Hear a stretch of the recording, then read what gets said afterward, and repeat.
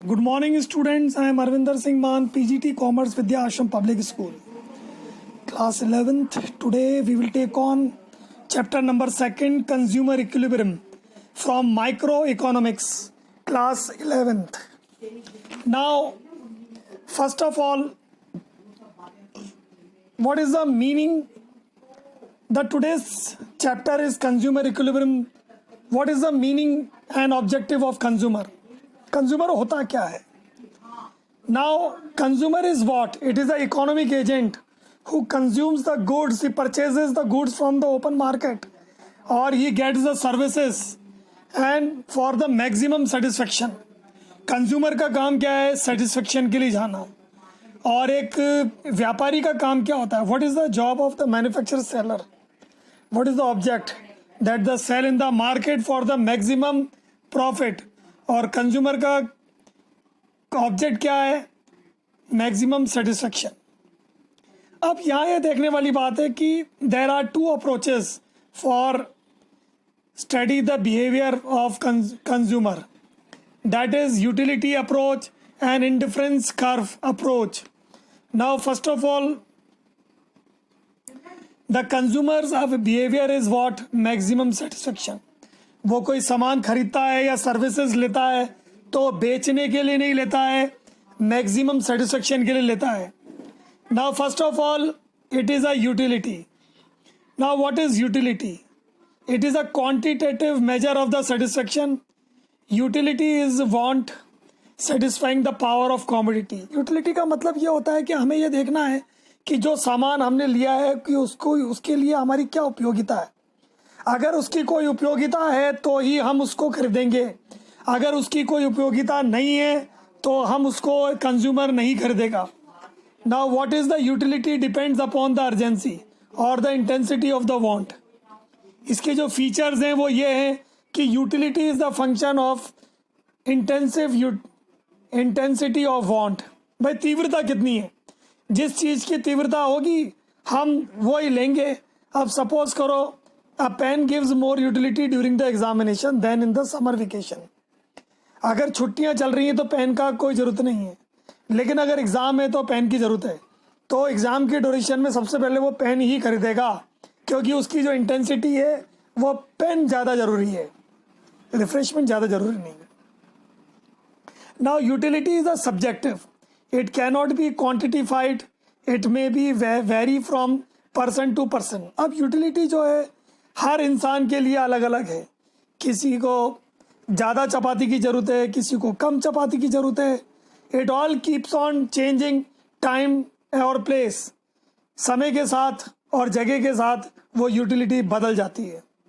Now utility is measurable. उसको नापा जा सकता है. दो तरीके हैं यूटिलिटी के नापने के. एक कार्डिनल, दूसरा है ऑर्डिनल. कार्डिनल यूटिलिटी का मतलब होता है कि भाई मार्शल ने इसका प्रतिपादन किया था. मार्शल ने बताया है कि the measures utility in quantitative order 1 2 3 4 5. These are called utilities called utils. ये यूटिल्स हैं basically 1 2 3 4. Now ordinal utility analyse means indifference curve analyse. This is given by Hicks and Allen. Now it measure utility in qualitative. First is preference, second preference, third preference. आप ranking देंगे हम preference के हिसाब से. ये हम आगे के पेजेस में देखेंगे कि हम किस तरह से इसको देख सकते हैं कि कार्डिनल यूटिलिटी क्या है, ऑर्डिनल यूटिलिटी क्या है. Now utility is not essentially useful. Higher utility does not always means greater usefulness. आप सपोज करो ड्रग्स में give utility to the drug addict but not useful otherwise. अगर जो शराब पीने वाले जो हैं या ड्रग्स एडिक्ट्स हैं उनको तो बस ड्रग्स चाहिए, वो यूजफुलनेस है या नहीं है उससे कोई लेना देना नहीं है. ये एक एक्सेप्शन हो सकता है. Now the concept of utility, उसकी विचारधारा क्या है? Now there are two types of utility, total utility and marginal utility. अब टोटल यूटिलिटी क्या है? It is defined as the total psychological satisfaction. ये एक साइकोलॉजिकल सेटिस्फेक्शन है, पूर्णतः साइकोलॉजिकल सेटिस्फेक्शन है. हम ये देखेंगे कि total utility is aggregation of marginal utility derive from the consumption of different units. अलग अलग यूनिट से, किसी भी खास कमोडिटी के अलग अलग यूनिट से जो मार्जिनल यूटिलिटी प्राप्त होती है उसका जो टोटल होगा वो हमारा टोटल यूटिलिटी होगा। जैसे एक यूनिट से मार्जिनल यूटिलिटी हमें MU1 प्राप्त हुई है, दूसरी यूनिट से MU2 प्राप्त हुई है, तीसरी यूनिट से MU3 प्राप्त हुई है। इन सबको जोड़ देंगे तो हमें जो प्राप्त हुआ है वो TUN है, दैट इज टोटल यूटिलिटी। तो इसका जो फॉर्मूला होगा वो TU is equal to sigma MU, total utility is equal to sigma marginal utility. अब मार्जिनल यूटिलिटी क्या होती है? It is addition made to the total utility by consuming one additional unit of the commodity. एक अतिरिक्त इकाई से जो हमें सीमांत उपयोगिता प्राप्त हुई है उसे हम मार्जिनल यूटिलिटी बोलेंगे, एक अतिरिक्त इकाई से। अब इसका फॉर्मूला क्या होगा? Total utility N minus total utility N-1। और ये कॉन्जिक्यूटिव यूनिट होना चाहिए, कॉन्जिक्यूटिव यूनिट होना चाहिए, ये नहीं कि यूनिट स्किप करके बोल रहे हैं, ऑर्डर में होना चाहिए। नाउ एक और तरीका है मार्जिनल यूटिलिटी निकालने का, that is delta TU(x) upon delta QX। Now x क्या है? कमोडिटी कंज्यूम्ड, एंड QX क्या है? Quantity consumed. Now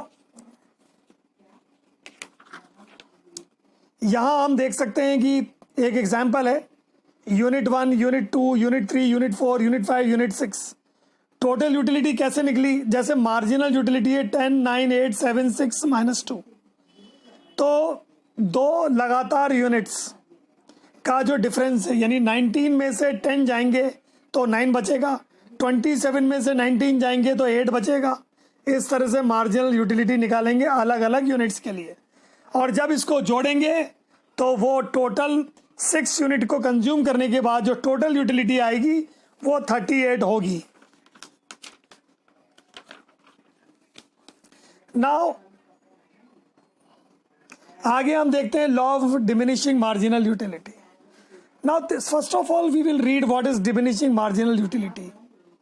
now the law first given by the German economist Gossen ने दिया था। जर्मनी से इकोनॉमिस्ट हैं, अर्थशास्त्री हैं, उन्होंने इस लॉ को दिया था। यह लॉ क्या बोलता है? Stock of goods for consumption increases and the utility from that's decreases. जैसे जैसे हम किसी भी क्वांटिटी को बढ़ाएंगे, कंज्यूम करेंगे, तो उसकी यूटिलिटी घटती चली जाएगी। That is what the DMU means. Consumer consumes more and more unit. जैसे जैसे हम एक एक यूनिट को यूज करते जाएंगे वैसे वैसे मार्जिनल यूटिलिटी कम होती चली जाएगी। अब हम इसके एज्यूम्शंस देखेंगे कि इसके एज्यूम्शंस क्या हैं। नाउ इसके एज्यूम्शंस हैं, सबसे पहला है cardinal marginal utility.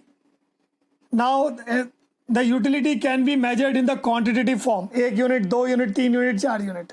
That is cardinal analyse कि 1 यूनिट है, 2 यूनिट है, जैसे चपाती है, पहली चपाती, दूसरी चपाती, तीसरी चपाती। It's an example. Now the standard unit measurement. अब जो चपाती है ना तो वो छोटी हो सकती है ना बड़ी हो सकती है, उसका एक स्टैंडर्ड है। बिल्कुल सेम साइज की होगी, ना ज़्यादा बड़ी होगी ना छोटी होगी, उसी से ही एक्सपेरिमेंट करेंगे।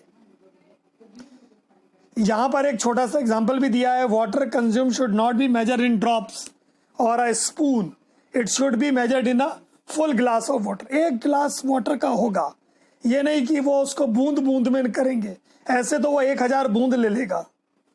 Now continuous consumption. अब ज़्यादा गैप नहीं होना चाहिए, जो एक्सपेरिमेंट किए जा रहा है वो कंटिन्यू होना चाहिए। ये नहीं कि एक चॉकलेट तो मॉर्निंग में दे रहे हैं, फिर दूसरी चॉकलेट इवनिंग में दे रहे हैं, तीसरी चॉकलेट वो नाइट में दे रहे हैं, तो फिर ये लॉ लागू नहीं होगा। Marginal utility of rupee remains constant. इसके अंदर जो परचेजिंग पावर है वो कांस्टेंट होना चाहिए। अगर परचेजिंग पावर चेंज होगी तो फिर ये लॉ काम नहीं करेगा। उसके पास एक अतिरिक्त व्यवस्था हो गई, वो एक परचेजिंग पावर अगर इंक्रीज हो जाती है तो वो 1 यूनिट और खरीद लेगा, तो फिर ये लॉ लागू नहीं होगा।